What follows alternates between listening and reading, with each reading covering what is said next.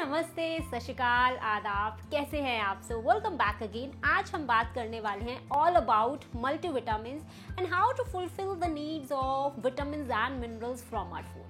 Vitamins and minerals not only keep our body healthy, but they perform hundreds of functions on daily basis. They protect us from variety of diseases, but they do not provide any kind of energy to our body. They only help to assimilate the energy, assimilate the nutrient to specific organ. Globally, multivitamin industry $61 billion तक पहुंच चुकी है और India में multivitamin industry 3,921 million तक पहुंच चुकी है और जिसपे सबसे ज्यादा surge near about 17% surge during pandemic आया जब vitamin C, vitamin D, zinc, Covid के सप्लीमेंट्स हाईली सेल पर आ गए. और आजकल हम में से बहुत सारे लोग ऐसे हैं जो बिना सोचे समझे इन पिल्स, टैबलेट, सिरप और पाउडर फॉर्म में इन मल्टीविटामिन्स को कंज्यूम करते हैं. Could we really need multivitamins on daily basis? No. Multivitamins never replace a well-balanced, healthy full diet. It never gives you the fiber. It never gives you the enjoyment and relishment of the food. To meet the energy requirement, nutrient requirement of your body, you have to take a specific nutrient, specific vitamin, specific mineral in an appropriate ratio, appropriate manner and in a balanced way. क्योंकि हमारी body में कोई भी ऐसे एक nutrient, vitamin या mineral नहीं होता जो सारे के सारे फंक्शंस को परफॉर्म करता है. There are thousands of functions happening inside our body, happening inside our cells, inside our blood vessels and even inside our digestive health, your neurons, जिन्हें combo pack of nutrients, vitamins and minerals की ज़रूरत होती है. So if you want that you have to fulfill the needs of vitamins and minerals, always you have to take a well balanced healthy full diet. For example, if you are taking a banana में हम सभी जानते हैं potassium बहुत high amount में होता है. But if you want the absorption of potassium in your body needs other 24 nutrients to well absorption, well assimilation of that potassium element in your body. So if you are searching that your body has to perform very well, then always you need a combination of the vitamins and nutrients, and they are micronutrients, they are protective food क्योंकि इन्हें हमारी body में बहुत ही minimal amount में इन सभी की need होती है.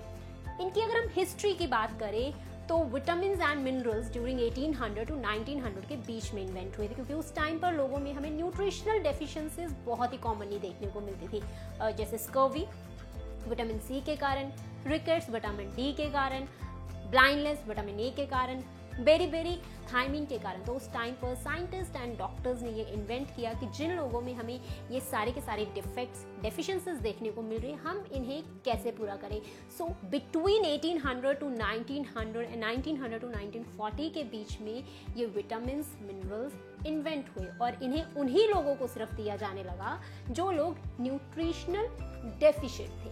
लेकिन आजकल हमारे घर में, हमारी लाइफ का, हमारी डाइट का, इवन हमारी प्लेट का ये मल्टीविटामिन एक ऐसा हिस्सा बन चुके हैं कि चाहे हम प्रॉपर वेल बैलेंस्ड मील ले या ना ले, लेकिन हमारी डाइट में आपको 3-4 रंग की अलग अलग इन मल्टीविटामिन की टैबलेट्स इजीली देखने को मिल जाएंगे. And second most important thing, there is always interaction between the vitamins, minerals and nutrients. And multivitamin industry, the supplement industry आपको ये चीज़ कभी भी नहीं कहती, उनकी मार्केटिंग ऐसे चलती ही नहीं है कि अगर इंटरैक्शन होगी न्यूट्रिएंट्स के बीच में तो उनके ज़्यादा प्रोडक्ट्स नहीं बनेंगे, उनके ज़्यादा प्रोडक्ट्स नहीं बनेंगे तो वो सेल कैसे होंगे. तो इसीलिए आप देखते हैं कि आप कभी विटामिन सी ले रहे हैं, विटामिन डी ले रहे हैं, बायोटिन ले रहे हैं, कोलेजन ले रहे हैं, आप स्पेसिफिकली फिश ऑयल को कंज्यूम कर रहे हैं और भी बहुत सारे सप्लीमेंट्स ऐसे हैं जो आप सिंगल स्पेसिफिकली अपने आप को बैलेंस रखने के लिए, अपनी लाइफ को, अपनी हेल्थ को बैलेंस रखने के लिए कंज्यूम कर रहे होते हैं.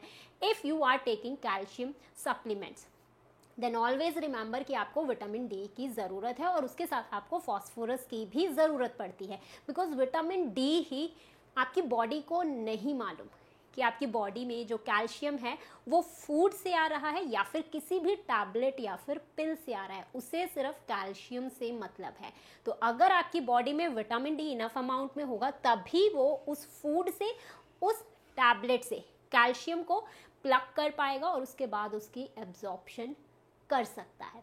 इसीलिए आपको हमेशा किसी भी विटामिन, मिनरल और न्यूट्रिएंट को एप्रोप्रिएट रेशो में ही लेना है। जैसे कैल्शियम और फास्फोरस की रेशो 2:1 ही हमारी बॉडी को चाहिए होती है और उसी रेशो में वो वर्क भी करते हैं।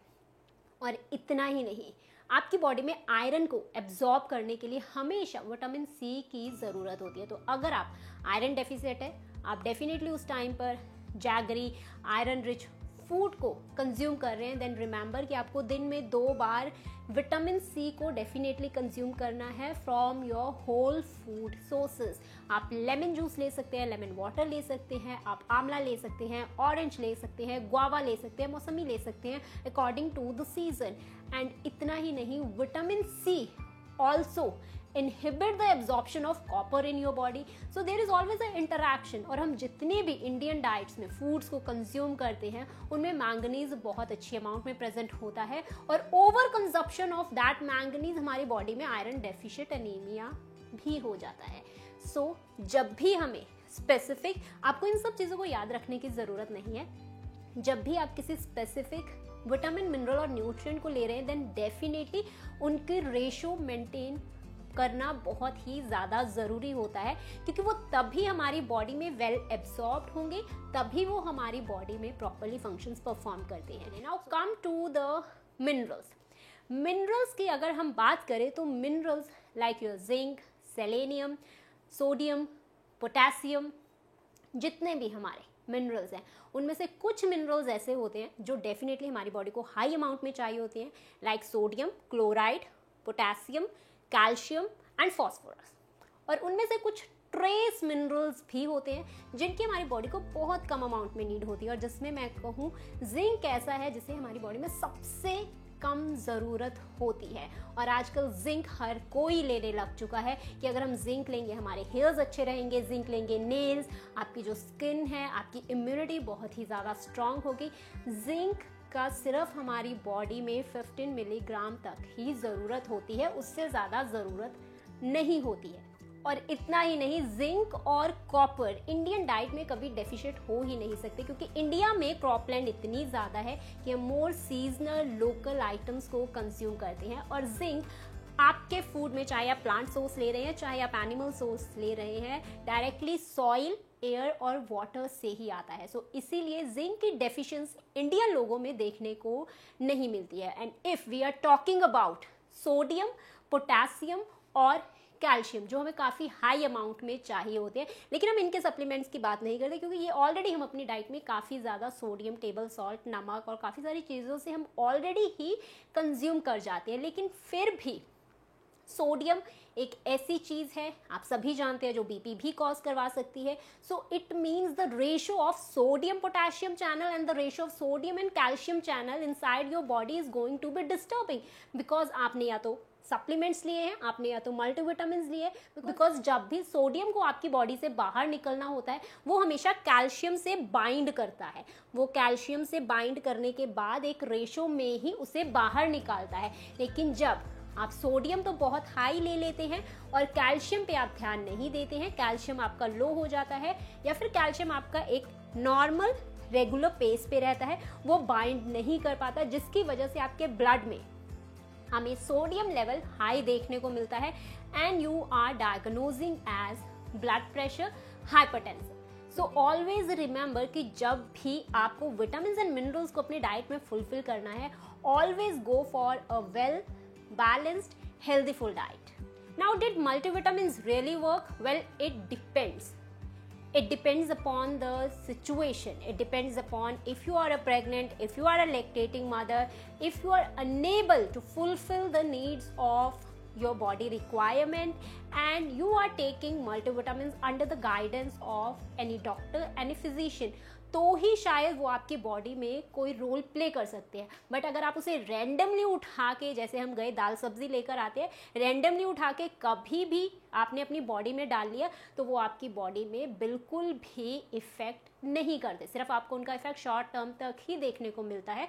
और इतना ही नहीं, the more the people are consuming processed food items, packaged food items, stress level जितना बढ़ रहा है, उनका स्लीपिंग पैटर्न जितना डिस्टर्ब हो रहा है, उनकी वजह से the absorption rate of not only the multivitamins, vitamins and minerals, the absorption rate of whole the foods, either you are taking macro और micro nutrient, it is going to be disturb, जिसकी वजह से definitely आपकी body में well absorption उस particular nutrient की हो ही नहीं पाती, चाहे आप उसे फूड सोर्सेज से ले रहे हो, चाहे आप उन न्यूट्रिएंट्स को किसी टैबलेट या फिर पिल के फॉर्म में ले रहे हो। Now the most important part to fulfil the needs of vitamins and minerals from the food. Number 1, you have to take whole grains. आपको सीरियल्स और मिलेट्स को अपने डाइट में डेली इंक्लूड करना ही है, चाहे आप गेहूं, मकई, ज्वार, बाजरा, रागी, अमरंथ, इनमें से कोई भी हो, आपको डेफिनेटली कंज्यूम करना है। और सबसे बेटर आपके लिए होने वाला है कि अगर आप इन्हें एक रेशो में मिक्स करते हैं, आपको 2 आटे लेने हैं और उनको आपको अपनी चपाती, चीला, पराठा, स्टफ्ड वेजिटेबल्स अगर आपको उसमें डालनी है, आप उन्हें इजीली कंज्यूम कर सकते हो। और आपको उन्हें घी के साथ ही कंज्यूम करना है, रूखी सूखी रोटी आपको बिल्कुल भी कंज्यूम नहीं करनी है। Second, you have to add more the pulses, the more the legumes in your diet। आपको दालें अपनी डाइट में डेफिनेटली कंज्यूम करनी है। जितनी आप होल पल्सेस को कंज्यूम करेंगे, जो छिलके वाली दाल होती हैं, बिना छिलके वाली दाल रिफाइंड फॉर्म में होती है, जितनी छिलके वाली दालों को आप कंज्यूम करेंगे, आजकल हमारे घरों में कुकिंग टाइम को रिड्यूस करने के लिए इसीलिए हम बिना छिलके वाली दालों को प्रेफर करते हैं। सो मेक श्योर आपको होल लेंटिल्स, पल्सेस, ब्लैक चना, वाइट चना, राजमा, सोयाबीन, न्यूट्री, इन सभी को अपनी डाइट में इंक्लूड करना है। Third, you have to add fruits and vegetables on daily basis. आपकी डाइट में डेली, हर रोज 2 तरह के वेजिटेबल्स और 3 तरह के फ्रूट्स होने ज़रूरी हैं, तभी आपकी बॉडी में किसी भी विटामिन्स और मिनरल्स की डेफिशिएंसी आपको नहीं देखने को मिलेगी। Along with you have to add, if you are a non-vegetarian, then definitely you have to take twice a week non-veg, or you have to add daily basis dairy and dairy products. They are very very good for your health because they are the only food which have perfect nutrition level. So इसीलिए आपको dairy foods को अपनी diet में definitely include करना है, चाहे वो दूध है, दही है, मक्खन है, घी है, क्योंकि इन सभी की जो अमीनो एसिड प्रोफाइलिंग है, जो फैटी एसिड्स की रेशो है, जो HDL LDL आपकी बॉडी में हाई लो हो जाता है, वो बहुत ही अप्रोप्रिएट मैनर में एग्जिस्ट करती है। और आजकल हम लोग जितना ज़्यादा डेयरी प्रोडक्ट से दूर होते जा रहे हैं, उतने ही ज़्यादा हम सभी लोग मोर टुवर्ड्स द डिजीजेस की तरफ जाते जा रहे हैं। इसीलिए you have to take a well balanced diet. There is not any single food जिसे कंज्यूम करने से आप एक हेल्दी लाइफस्टाइल को अपना सकते हो। Now coming towards the people are taking, if we are excess workout, then how we add extra nutrients to our diet। For that आपको बादाम रगड़ा को अपनी डाइट में डेफिनेटली इंक्लूड करना है, जिसे आजकल हम आलमंड मिल्क के नाम से जानते हैं। फ़र्क इतना है कि उसे हम वाटर पैसल में पानी डालकर पतला बनाकर कपड़े से छान कर कंज्यूम करते हैं। आपको सत्तू को अपनी डाइट में ज़रूर इंक्लूड करना है। स्प्राउटेड और फर्मेंटेड वेजिटेबल्स को आपको अपनी डाइट में इंक्लूड करना है। और इतना ही नहीं, ठंडाई को आपको डेफिनेटली अपनी डाइट में, जब गर्मियाँ होती हैं उस टाइम पर आपको ज़रूर इसे इंक्लूड करना है। आपको न्यूट्रिशन बॉल्स को अपनी डाइट में इंक्लूड करना है। आजकल ट्रेंड चला हुआ है कि हम नट्स या सीड्स को बॉईल करते हैं, उस पानी को कंज्यूम कर लेते हैं। ऐसे उनके न्यूट्रिशन आपकी बॉडी में नहीं जाने वाले। नट्स को अगर आप कंज्यूम करें, डेफिनेटली आप उन्हें सोक करेंगे, या फिर आप उनका पाउडर बना के उनकी न्यूट्रिशन बॉल्स बना सकते हैं। उसमें आप सारे मगज जो होते हैं, चारों मगज, या फिर जो भी सीड्स आप लेना चाहते हैं, either you are taking flax seeds, अलसी के बीज, आप तिल लेना चाहते हैं, आप पेठे के बीज लेना चाहते हैं, कोई भी सीड्स आप लेना चाहते हैं, तो आप उनकी न्यूट्रिशन बॉल बना के रख सकते हैं। उसे बनाने में हार्डली आधा घंटा ही लगता है और उसके बाद वो आपकी 15 दिन तक इजीली चल जाती है। So these are the things जिनसे आप अपनी विटामिन और मिनरल्स ईजी पूरी कर सकते हैं। And these are the things जो आपको एक्सेस वर्क अगर आप करते हैं उनके लिए ज़रूरत होती है। If you are living a very sedentary lifestyle, तो जस्ट एक वेल बैलेंस डाइट से ही आपके विटामिन और मिनरल्स की डेफिशिएंसी इजीली पूरी हो जाती है। So always remember, say no to multivitamin.